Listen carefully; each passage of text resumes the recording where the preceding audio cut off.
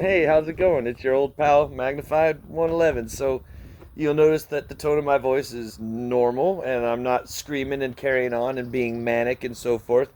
Um, why? Because I have to put that on as the act these days. Back in the day, a few years ago, some of you might remember that my videos were a little bit, whatever.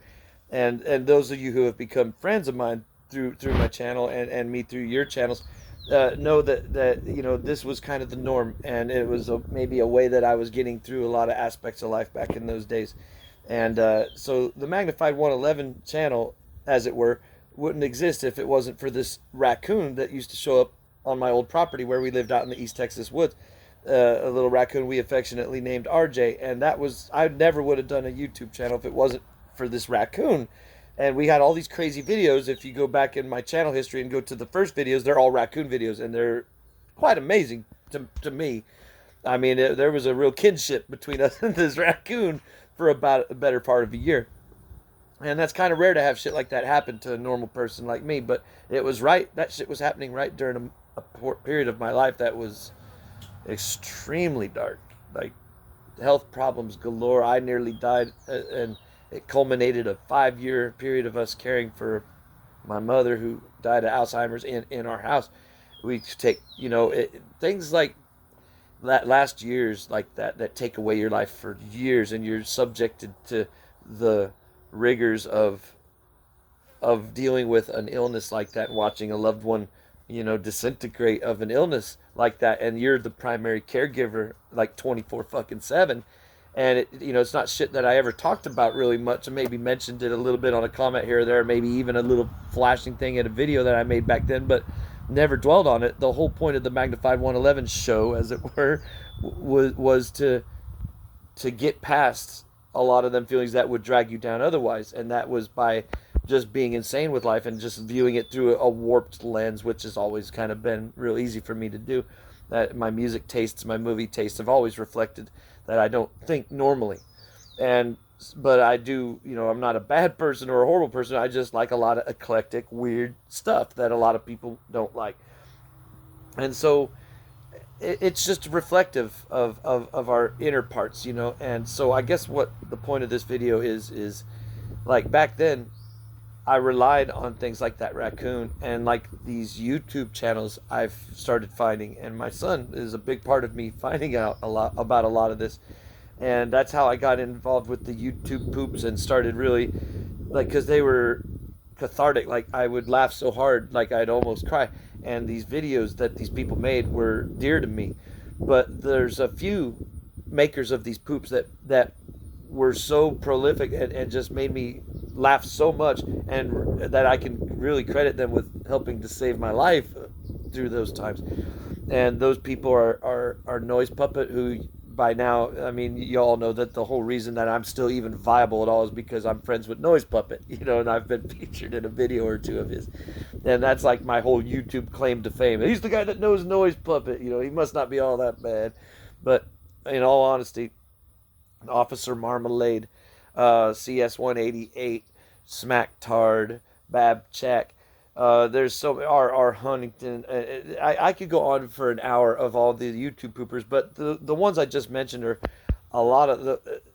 I mean, it really resonated with me and like made me see that there was another emotion that I could feel besides the pain I was feeling on a day to day basis, surrounded by illness and my own near death, which was I've nearly died 3 times in my life, and the one that happened just a few years ago or a couple of years ago was by far the closest brush I've ever had, and I wanted to die a couple times through that process. And it turns out that rotting away from the inside in your own feces hurts, and it doesn't make you feel very good. And so, long story short, I guess what I'm trying to say is old Magnified has to. I can't really be that screaming guy. I think a year and a half ago I made a video saying Magnified 111's dead, because essentially I am. I mean, that old lovable, affable oaf that you used to, tune in waiting to see, oh, what crazy shit is he going to be yelling about this time, or what antics will Magnified 111 bestow upon us today. And the fact of the matter is That was all a ruse, and you all know that. But we all go through shit, and we all got to find a way through it.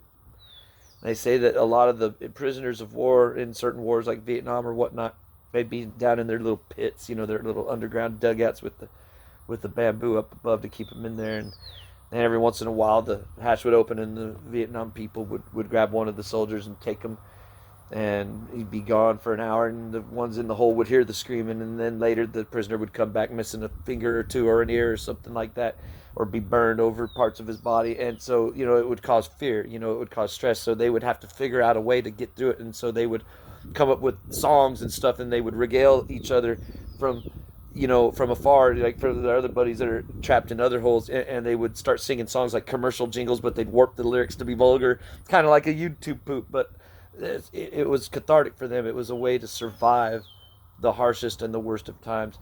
And so to all of you that helped me through my darkest of times, well, some of the darkest times I've had, thank you, and I love you more than you'll ever know. And beyond that, though, those of you out there who are going through hard times currently, or who have just recently gone through hard times, or who are destined in the near future to go through some hard times, may you find your solace in whatever it is that your heart is drawn near to. If that's art on YouTube or whatever it is, find it out of a person, out of art form or something, but get through it. That's what we're here for. I think that's the whole point of this. Maybe if there is some sort of a higher point, if this is all just random and the Big Bang was just happenstance, then we're all fucked because it's just all pointless. I mean, if that was the case, I'd probably put a gun through my head right on camera and release that as my last video.